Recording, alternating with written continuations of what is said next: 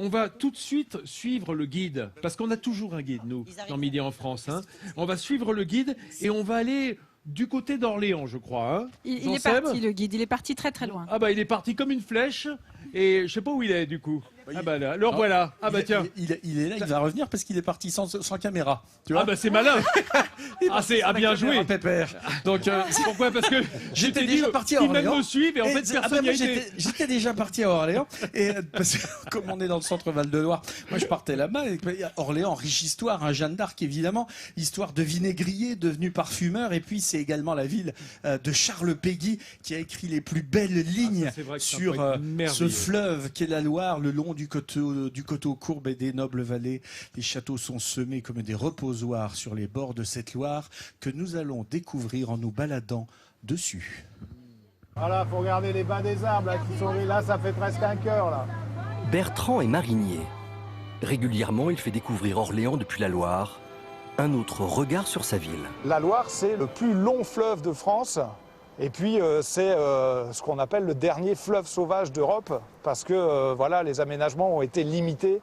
Et donc, on a une rivière pleine de nature et de culture qui coule tous les jours au pied de chez nous. Bertrand est un amoureux inconditionnel de la Loire. Et ce fleuve est intimement lié à l'histoire de sa ville, Orléans. Ici, on est au cœur du plus grand port fluvial au XVIIIe siècle. Le port d'Orléans, 3 km de quai, jusqu'à 10 000 bateaux au pic de la navigation, des deux coins de la Loire, tout ce qui descendait, tout ce qui remontait pour faire escale ici pour aller ensuite livrer Paris.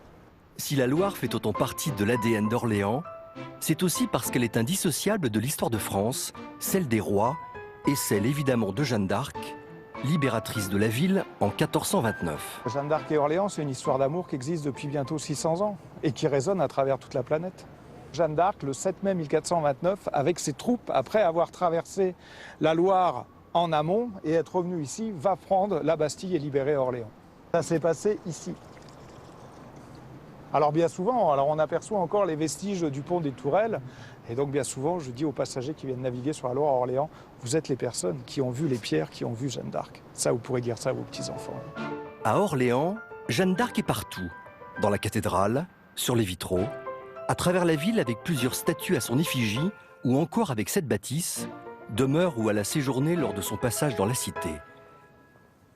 Lorsqu'il met le pied à terre, Bertrand aime parcourir sa ville à la recherche du plus beau cliché de la pucelle d'Orléans. À chaque coin de rue, effectivement, à Orléans, on va ressentir cette atmosphère et puis on va avoir des représentations. Et c'est vrai que ça donne à Orléans quelque chose d'unique. Libérée par Jeanne d'Arc et bercée depuis toujours par la Loire, la ville d'Orléans est aujourd'hui la capitale de la région Centre-Val de Loire.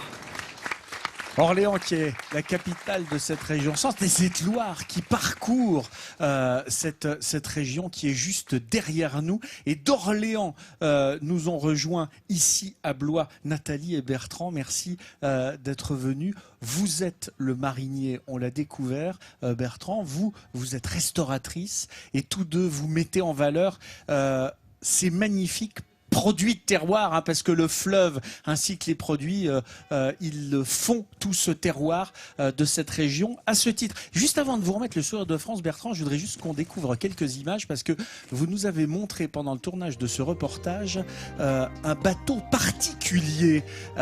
C'est quoi ce bateau ? C'est un bateau qui est arrivé à Orléans en 2007 et nous avons la chance d'avoir ici la marraine du bateau qui est sur le plateau. Oui, on voulait vrai. lui faire un petit coucou. Qu'est-ce que j'apprends? Non, mais, oui, c'est vrai. Non, mais vous savez que je suis orléanaise, j'ai grandi à Orléans.